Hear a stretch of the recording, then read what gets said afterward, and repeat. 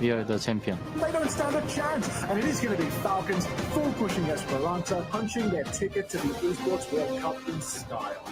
We were undefeated in Stage 2 EMEA, and we're going to be undefeated. Now checkmate returns to the point as Alcancia will set up. There's nothing Prop can do against this.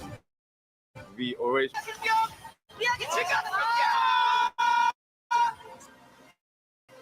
We still hungry.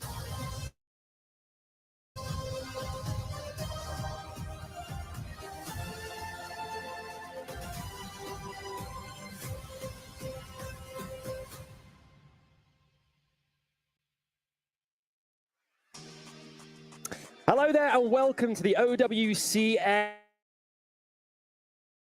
Mid-Season Championship live from the glorious Kingdom of Saudi Arabia here in Riyadh. It is great to have action today. My name is Adam Savage. Great to be here as your host. I'm joined by the delectable, the almighty Wolf and ZP here as well, bringing you all the action and talking through each and every one of our matchups.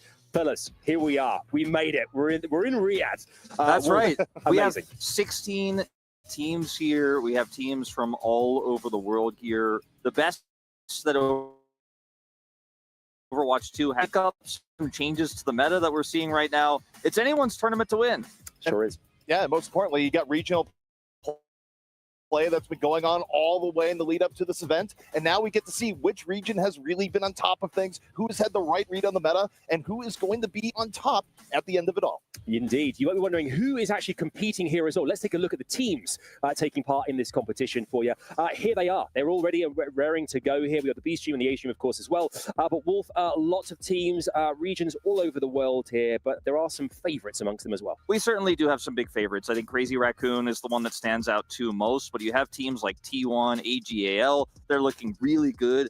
Al-Qadiyah as well, also a team that a lot of people I think are sleeping on right now, but shouldn't be. And then also we have some Chinese representation here at this tournament as well. It's been a while since we've seen consistent representation from China, so teams like Weibo Gaming really looking to get into the thick of things. And to me, the most interesting story to me is just Team Falcons and the fact that essentially they're Stage 2 not so good, but they decide, hey, we just got to show up for last chance qualifier, come on in, and the team in their situation would go, oh, they just barely got in. No, everyone is afraid of Team Falcons, and for good reason. Indeed. We're going to take a look now as well. Obviously, all the different teams here are competing in the club championship, the wider club championship as well. Let's find out a little bit more about that here as well.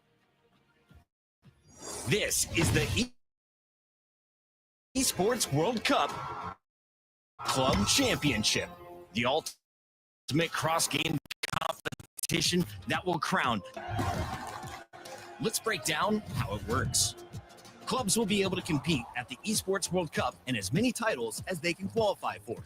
The clubs will then earn points based on their placement in each title. To qualify for the club championship, a club will need a top 8 placement in at least 2 competitions. But to win the championship, a club must place first in at least 1 competition. At the end of the Esports World Cup, the 24 clubs with the highest number of points will earn a share of the $27 million, with the winner taking home a staggering $7 million. And of course, the title of the best esports club in the world. Who will rise up in history? Watch it all here at the Esports World Cup. Yeah, just 27 million. Just 27 million. Yeah. It's incredible that all the teams competing together here, trying to get that top spot of $7 million here as well. That's one of the great things about this. All the different orgs coming together to compete for those top prizes. And you guys get to watch everything that's going to happen on Overwatch very soon here as well. Well, some of those top prizes are $27 million up for grabs here. I mean, everyone wants a slice, a chunk of that cheddar. It's an incredible prize pool, and it also means that it is incentivized a lot of organizations to pick up teams in esports that they wouldn't necessarily have that much interest in, right? So it's revitalized a lot of esports as well across the world. So I think it's just amazing for the ecosystem as a whole. Yeah, and on top of that, too, the way the prize pool works is that you are really incentivized to get as high as possible there. It's not entirely equitable towards the end. You want to be in the top 3. Ideally, you want to be first. So having an investment in every game really does pay off here at EWC. It certainly does here. The Esports World Cup, of course, as well, synonymous with the keys in which our teams have as well here. And one of the things that personally I find very, very entertaining, the crushing of keys as well. When you've crushed your opponents, get to crush a key as well here, which of course as well, Wolf, is a part and parcel of being here in this competition. Yeah, so when I was here earlier, I had the pleasure of actually holding one of the keys when I was here for League of Legends, and how sturdy they were and asked me to try to bend one. You can't bend those. You're going to have to use the giant hydraulic press to break. It's to send a player to activate the press. So it's not just that you crush your opponent's key in a metaphorical sense. You actually physically press the button and watch it get destroyed. You're gassing me up here, Wolf. You're gassing me up here. Let's have a look at the club championship as a whole here as well. You can only see exactly how things stand in this competition because, of course, at home you kind of want to familiarize yourself with exactly what's been happening in the competition so far. ZP, we can see here as well, Team Vitality currently top of that leaderboard, 2,400 points, but there's plenty to play for.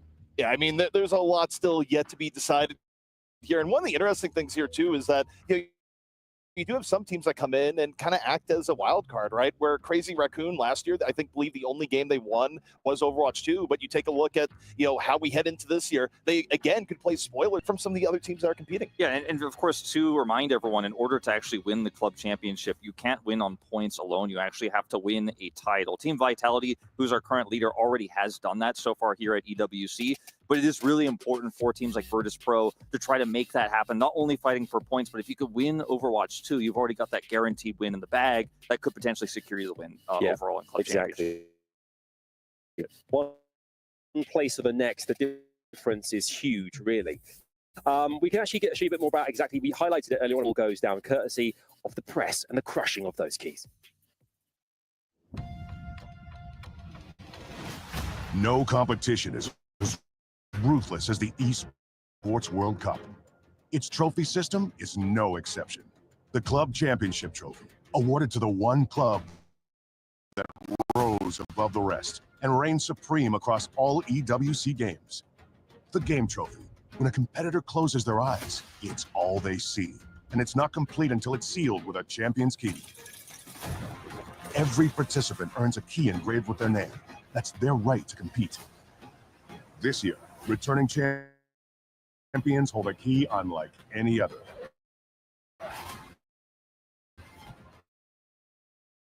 Only one can place their key into the game trophy and become the champion. The form of the champion's key is embedded into the totem. Stone marker of legacy displaying every champion of the year. Broken a graveyard. At EWC, nothing is granted. Everything is earned.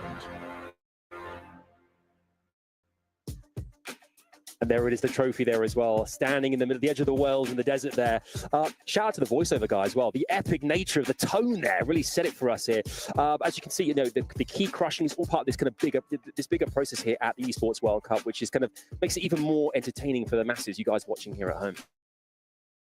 Yeah, I mean, it's pretty legendary that also if you are the champion, you get to choose 3 opponents that you may have you beat on the way through the bracket, but most teams do. But you could also pick a team from your region as well and kind of immortalize their story as well, like grabbing the crushed keys. So there's so many layers to this. There's a ton of money on the line as well. But you get immortalized in that totem for Esports World Cup history. Also, the keys are kind of getting destroyed this year. Like in the video, they're a little bit bent, but they upgraded the actually pro video. This is true. This is true. Obviously, we're here for Overwatch 2. We've talked about it a little bit here. Let's go more kind of deep into exactly what is going to unfold very shortly here. Let's take a look at our tournament, I think, as well, exactly how this is going to go down and what this tournament looks like you watching here at home as well here. We have our group stage first and foremost. Walk us through. So it's a GSL style format, which means that you have 4 teams in the group. 2 teams will play against each other, then the other 2 teams will play against each other. Then after that, the winners will play against each other. The winner of that is the first person to get out of the group, the first team to get out of the group. And then a team to lose that match is the first eliminated. And then the loser of the winner's match will play against the winner of the loser's match in that final decider match. This will, of course, be played in first to 2 at first, so best of 3 essentially, and then later will be played in first to 3 for knockouts, so the best of 5 that you expect. The fact that, look, you have very limited chances here, you know, as is the case with OWCS, you're going to have hero bans happening before each map, but of course there's a little bit of nuance of things where you cannot ban the same role twice within a single map, and heroes can only be banned once per team, so you can't go against the other team and be like, oh, you have us really beat Tracer v Tracer, you don't get to play Tracer the entire series. Nope, you only get to take that card away once. Yeah, and to clarify that a little bit, of course, if the first team to ban bans Tracer, let's just say a DPS hero, it means the second team can't ban any DPS role in that same map. But of course, moving into map 2, they'll have their opportunity.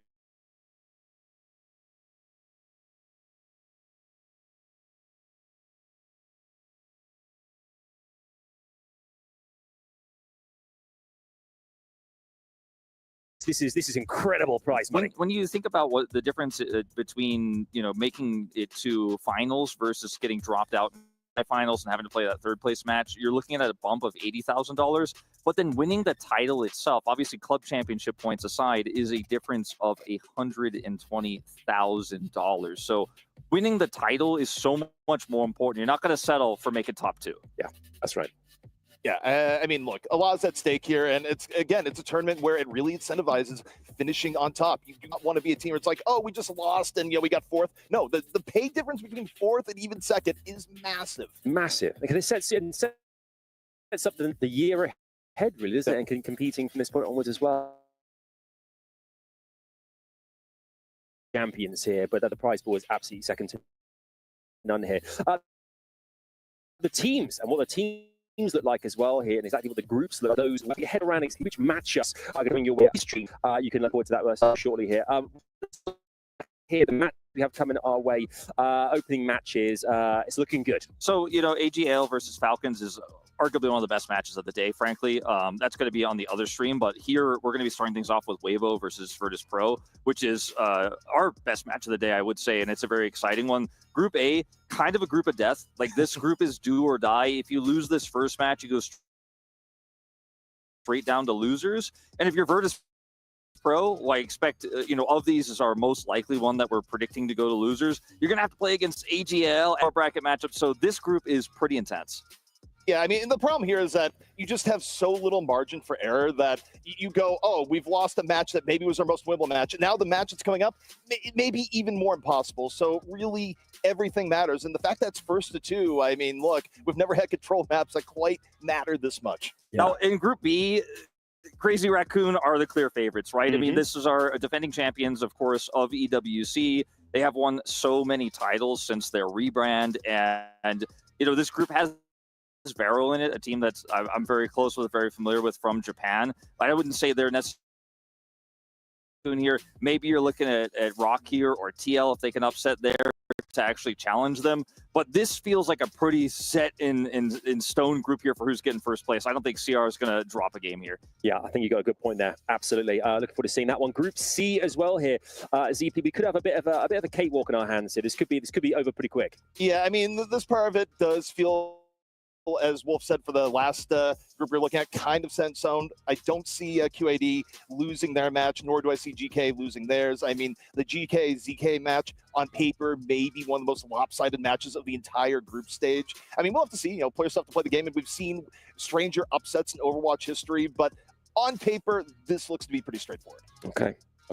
Group D is coming our way here now as well. And again, Wolf, we see familiar teams also on the board there in the upper bracket before we go to the lower bracket later. Yeah, on our stream, T1 versus the Guapos is going to be really fun. I think that, with players like Color Hex, who are such legacy players across Overwatch history there, it's really exciting for me. I always love to cast players like Punk as well, who've been around for a really long time. The Twisted Mind series, that'll be on the other stream, is also a pretty exciting one. I think I would put my money on the second series being more interesting, though, so I hope you guys stay with us here on the B stream for that one. Absolutely. Why would anyone leave? I mean, look at you guys are here. I mean, come on. That's all coming your way here. Of course, those matchups will be very, very exciting indeed here. It's a really good point as well. Actually, our teams competing face to face here. Obviously, a lot of matchups are online, and suddenly happening in-house, I guess, an advantage maybe for some teams that do that more regularly as well. Yeah, so for the Korean teams, a lot of people who obviously follow OWC's favorite team at every LAN because they always win. I mean, just straight up, they play on LAN every day. Like, their regular season matches that they play are in front of a live audience every single day. So a setup like this to them is incredibly familiar, whereas some teams may have played some LAN, but it's been a little while. Some players coming to this tournament have never played in a setting like this, where you actually have to bring your equipment, set it up here. There's a lot of camera people running around. You're used to just kind of playing in your house with your keyboard, maybe your cat's in your lap. It's not that kind of scenario here at EWC. I would also say, too, a lot of the Korean teams tend to be more of your veteran-heavy teams where you have players that have been in the Overwatch competitive ecosystem for some players as many as 7 years, right? So that goes all the way back to Overwatch League and having experience there with playing in live environments, whereas some of the other regions, as mentioned, maybe players that don't have the same level of live experience because they just weren't playing Overwatch, back in that time. So, the difference in experience at live play, definitely pretty severe from team to team. Yeah, whatever happens, I mean, the Esports World Cup is an experience in itself here. Power rankings as well here. Let's take a look at this and see how they stack up here. We've got ourselves favorites, dark horses, and underdogs here. Well, where do you want to kick us off? So, obviously, in terms of the favorites, right now, I would put all 4 of these teams above pretty significantly the dark horses. And for me, I would, if I wanted to split the favorites into 2 tiers, I would have Crazy Raccoons in T1 actually above the other 2, just because they're the stronger performing teams. They actually played a relatively close finals against each other as well in terms of coming here. So on the other hand, I think any of these teams with an O, pretty big ZP. Yeah, I mean, I'd say, too, when you look at teams like Weibo, you'd have to go way, way far back to find a time where, the top Chinese Overwatch team wasn't at a minimum a dark horse, if not a favorite. But I will say to that graphic, I do wonder if VP, maybe should have been a little bit higher because, look, the Scrimbucks haven't been all that great for VP, apparently, in the last month. But you look at their actual on-paper results, going back to their last match against Twisted Minds. So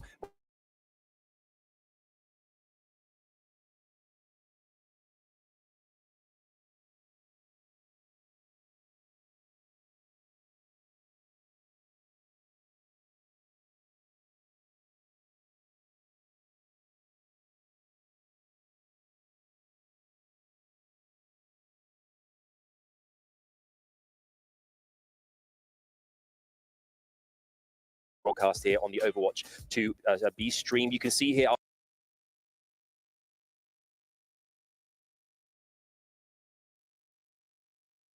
right now here. We mentioned some of the matchups here, but we've got a stacked schedule. I guess we can take into consideration here as well, Wolf, that our players here are this is by no means a sprint. This is a marathon. You've got to be here all day long. You've got to really kind of grind out to make sure you ensure the best run possible to get to those finals. That's right. So teams like Crazy Raccoons, who are playing on the A stream, may actually feature on our stream later on in our winners matches, which are the final two, which will end up being those first to threes. But you might play one of the earlier matches today and then have to play that later match at the end to try to advance directly out of the group stage. You have a huge advantage if you get out on day one. You don't have to play those additional matches. You can take an extra rest day tomorrow. But at the same time, like you said, the schedule is quite grueling. You're preparing for one match earlier in the day. You don't know who your opponent's going to be at the end of the day. So there's a lot that goes into that. Yeah, we got a match of the day as well here. We've kind of alluded to it earlier on here as well, CP. But this is our match of the day. We're really kind of excited about this one. Weibo versus Virtus.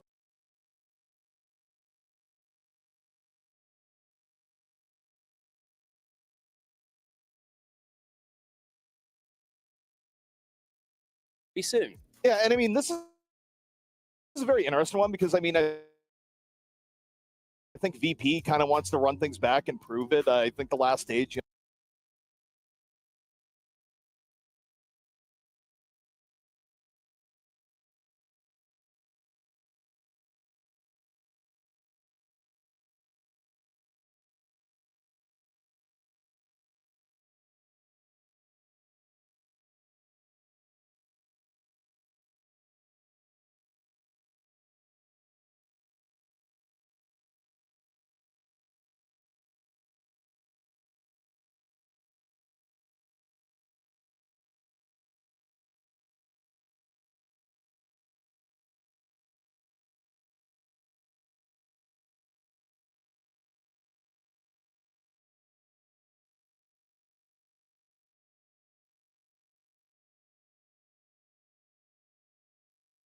wasn't necessarily as great for them, but now they kind of get the wild card, which is they have to be the ones in international competition to go.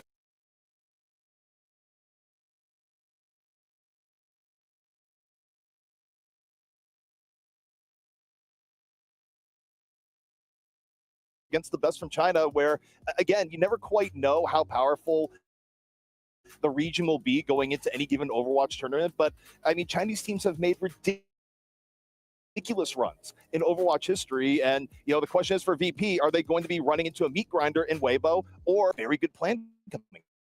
I think for me, both of these teams have a lot of legacy players that have been around for a really long time for both regions, of course. So that's very exciting to follow some players like Kushway, for example, we haven't seen play. There was a hiatus for Chinese Overwatch, but now he's back. He's been grinding, like what his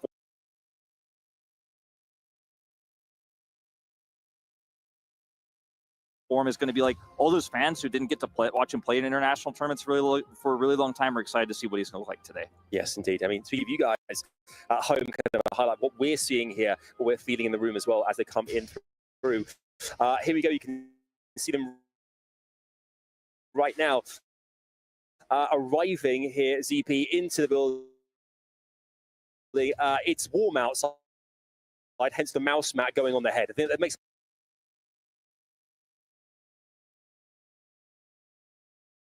a lot of sense. It's smart. Yeah, I mean, look, you do whatever you have to stay cool. Also, you threw me for a split second back in time.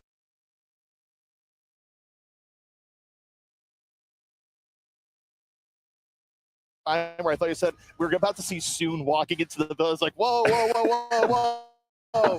What do you mean? He's back.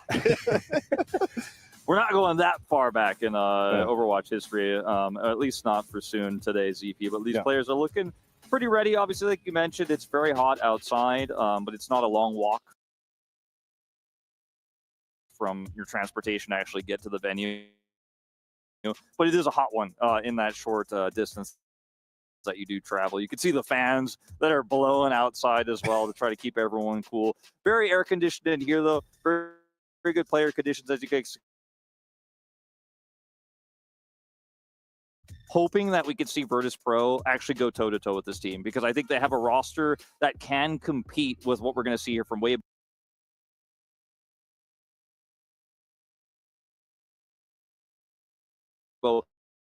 These are legends, though. I mean, we're talking about Gushwei, Shai, Leave. You mentioned those three players. They're kind of the surviving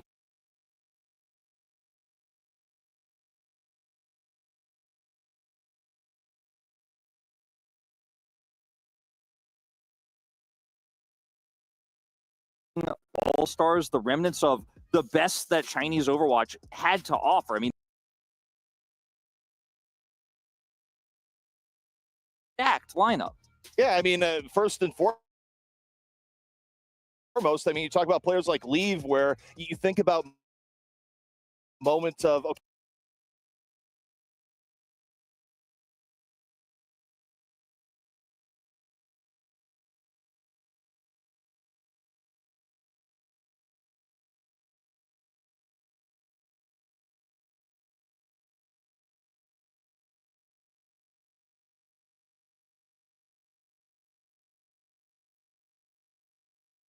okay, what is this player capable of? Anyone that's followed competitive Overwatch for any length of time knows that, look, especially in a live environment, Leave can hit periods where Leave just takes over the game.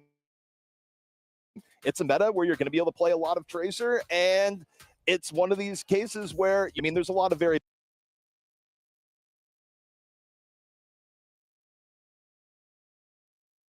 variability and also veteran presence on their competition. I mean, Leave was an MVP candidate, right? In a Korea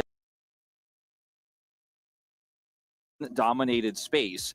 Gushwei, a candidate for top 5 in his position, right? In the tank role, in, again, a Korean dominated space back in the Overwatch League. These players were always challenging for the top, and it's really exciting to see this roster also has some new blood in Mew and Monk as well from the Chinese scene.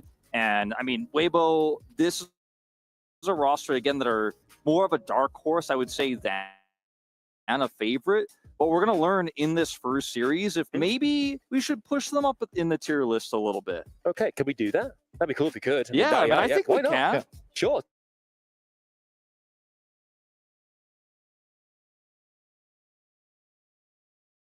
Pete, are they going to be kind of trying to focus, do you think, on the likes of clutch ups to get them through? Is that kind of like, do you think that Weibo will be kind of very in the know of that being a thing that could be a counteract to whatever they're doing on out there? Well, look, I think VP, they're not going to really vary too much meta-wise from what we last saw them in OWCS on the EMEA side. I think they're just going to try and play standard and hope that what's coming in from the Chinese region is not going to completely catch them off guard in that regard. I mean, the thing I always have to look at is like, okay, how is Shockwave going to come in play? I mean, I may be a little bit biased because I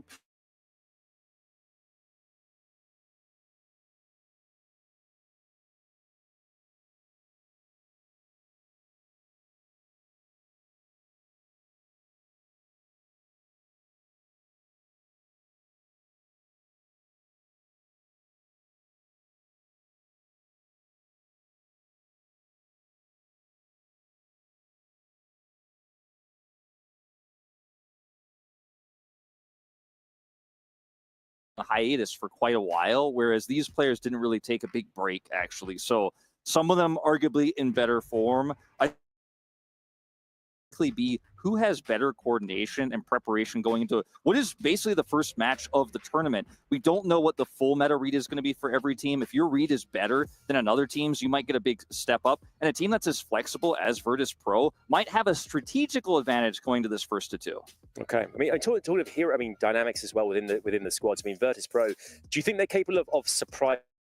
Is that something that we kind of potentially expect from this team as well, ZP? I mean, for me, I don't think Virtus Pro doing well would necessarily be a surprise. I think they've been one of the top teams in the EU. for a while. And again, I mean, you think of how they got here in